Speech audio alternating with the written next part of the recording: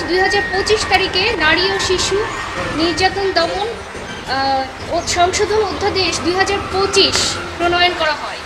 এই অধ্যাদেশের 5 নং ধারায় 9 খ নামে একটি সেকশন ইনসার্ট করা হয়। এই সেকশনে বলা হয়েছে বিয়ের প্রলোভনে শারীরিক সম্পর্ক করার শাস্তি। এই সেকশনের মূল কথা হচ্ছে, যদি কোনো পুরুষ কোনো নারীকে বিয়ের প্রলোভন দেখিয়ে শারীরিক সম্পর্ক করে, তাহলে সেই পুরুষের 7 বছর সশ্রম কারাদণ্ডে দণ্ডিত হবেন এবং অর্থদণ্ডেও দণ্ডিত হবেন এবং উভয় দণ্ডেও দণ্ডিত হবেন। অর্থাৎ বিয়ের প্রলোভনে যদি কোনো শারীরিক সম্পর্ক হয়, পরবর্তীতে নারী এসে যদি বলেন যে তিনি প্রতিশ্রুতি রক্ষা করেন নাই, তাহলে সেই বিষয় নিয়ে আদালত 7 বছর পর্যন্ত কারাদণ্ড দিতে পারেন সেই পুরুষকে। এই বিষয়টি নিয়ে এইড ফর ম্যান ফাউন্ডেশন এবং সুপ্রিম কোর্টের আইনজীবী মোহাম্মদ রাশিদুল হাসান এই আইনটিকে চ্যালেঞ্জ করে রিট পিটিশন ফাইল করেন বিগত এপ্রিল মাসে, এবং রিট পিটিশনটি ফাইল করার পরে এতদিন শুনানি হয়েছে। আজ শুনানি শেষে মাননীয় বিচারপতি হাবিবুল গনি ও মাননীয় বিচারপতি সৈয়দ মোহাম্মদ তাজরুল ইসলামের দ্বৈত বেঞ্চ রুল ইস্যু করেছেন।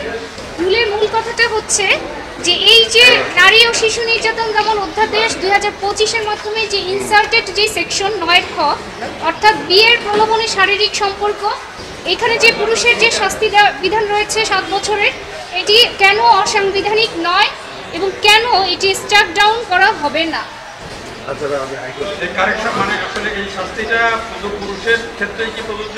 জি, এই শাস্তি শুধুমাত্র পুরুষের ক্ষেত্রে প্রযোজ্য।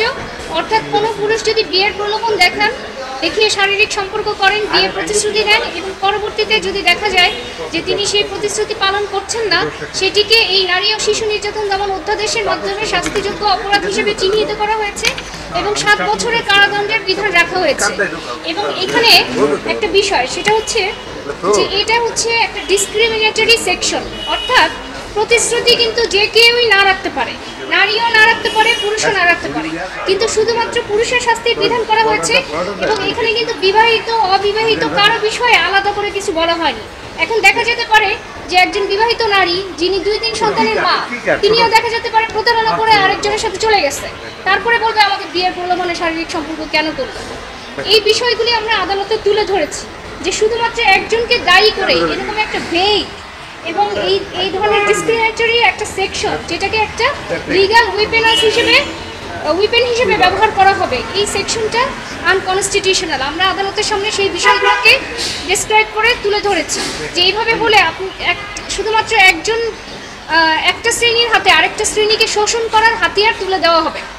তখন যখন যাই হবে 5 বছর পরে এসেও বলবে তার সাথে আমার সম্পর্ক ছিল, সে বিয়ে করে নাই, অতএব এখন তার বিরুদ্ধে মামলা দাও।